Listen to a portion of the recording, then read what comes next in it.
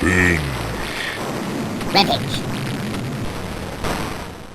Hey everyone, we're back.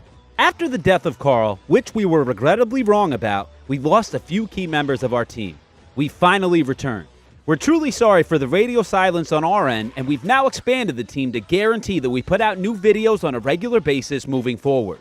With the new season of The Walking Dead being released tonight on the new AMC Premiere service, which anyone that signs up for a free trial version of YouTube TV can get, and the first 5 minutes of the episode released earlier this week, we've got a lot to catch up on for your favorite or most hated zombie show, The Walking Dead.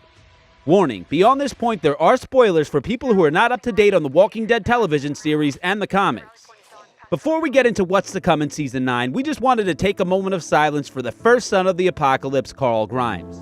We made numerous videos speculating how Carl might pull through the bite he received in Season 8, but we were wrong.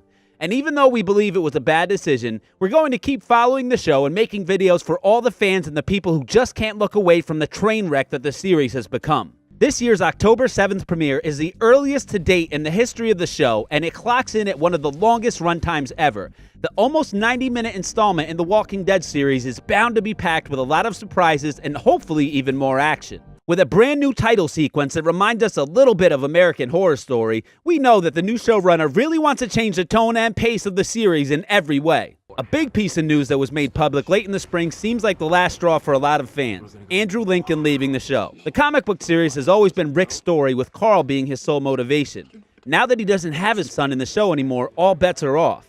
The big question here is, will Rick die or have a more ambiguous exit? This move makes the show about the group instead of one character and one family, and Lincoln himself said nobody is bigger than the story.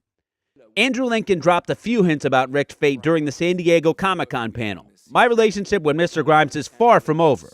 Lincoln was also quoted as saying, Lenny James is a perfect example of leaving without dying and doing rather well on it. It is. With Rick's departure scheduled for the 6th episode and Maggie's rumored to be the 5th episode of Season 9, the two are almost positively related. The saddest confirmation we got of Sheriff Friendly's inevitable passing on was an Instagram pic posted by Norman Reedus with no words, just a heart emoji.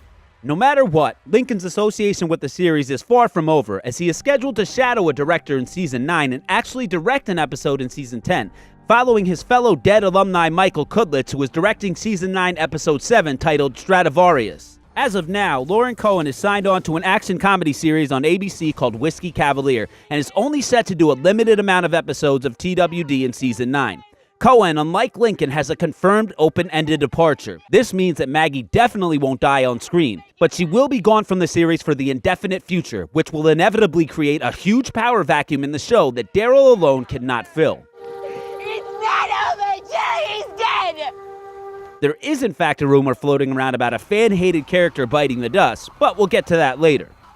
Overall, Season 9 is getting some serious praise from critics and usually critical cast members. Is there something to all the hype? The premiere episode is titled A New Beginning, which is the name of the storyline directly after All-Out War in the comics. The episode synopsis says, Rick and his group make a risky run into Washington, D.C. to search for artifacts they will need to build the civilization he and Carl envisioned.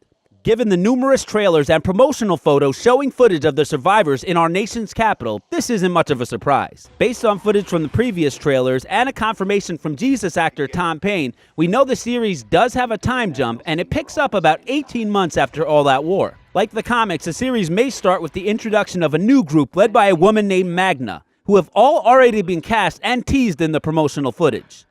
Just how much of an impact this new group will have in the short term is unclear. We do suspect they are some serious wildcards, but we think there are rising tensions and other issues that will come to the forefront between some of our favorite post-apocalyptic communities first in the premiere.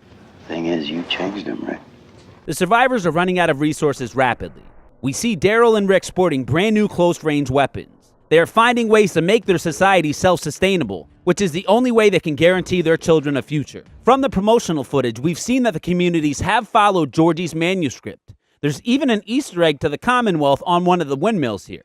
Rick and company have built these structures to help further their society, but whatever the group is taking from Washington, D.C. must play an instrumental part in that, and is most likely more than just a wagon. We believe that during the trip back, something goes wrong and the tensions that have been building up between the groups will start to come to the surface. Most of the footage released so far of the members of the community fighting seems to come from episode 2 and beyond, but we think a lot of the story will be told here in this trip to and from DC through flashbacks and dialogue. It's been all but confirmed on the Spoiling Dead fan site that Maggie will execute Gregory in the premiere. Gregory reportedly creates a situation that goes bad and escalates to Enid getting injured and almost dying. Will this story be told via flashback during the DC trip? Will Rick be okay with Maggie's decision? Is Enid's storyline over? On a brighter note, multiple clips in the footage released so far have confirmed on-screen relationships that will have developed during the time jump. Carol and Ezekiel have clearly been cozying up, which might be a bummer to some Carol-Daryl hopefuls, but they do look like a legit royal couple. Fan favorite Jerry also managed to find a sweetheart in tough-talking Nabila from Season 8.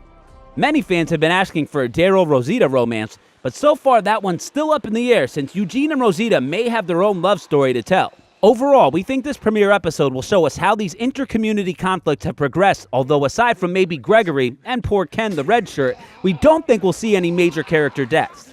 We know the Whisperers are right around the corner, as Alpha, Beta, and Lydia have been cast along with Reese Quiro, who tries to lead some sort of savior rebellion, but we believe these events won't play out during the premiere. The show is reportedly going to be way more zombie-centric this year, and Greg Nicotero stated that this season will bring the show back to the glory of seasons 4 and 5. So go home. And then the work begins. Norman Reedus was quoted saying this is going to be one of our best seasons of all time, and even the departing Lincoln is excited. Reedus goes on to state that the groups get hit with multiple things at once. He also says the stories this year are great and the scripts are better than they've ever been. We have loved this show on the comics since the very beginning, but we really have to strongly scrutinize the decisions made over the last 2 seasons and question the reasoning behind them. Why kill off 2 of the show's strongest characters in 1 season? Why kill Carl if this piece is so short-lived in screen time? Is Gimple toying with us? The show seems to be clearly going off the rails, but we still want to know what's going to happen to all these characters we've loved for years. What do you think? Is there some kind of master plan going on we just can't see right now? Or is Gimple and Kang just giving us all the middle finger?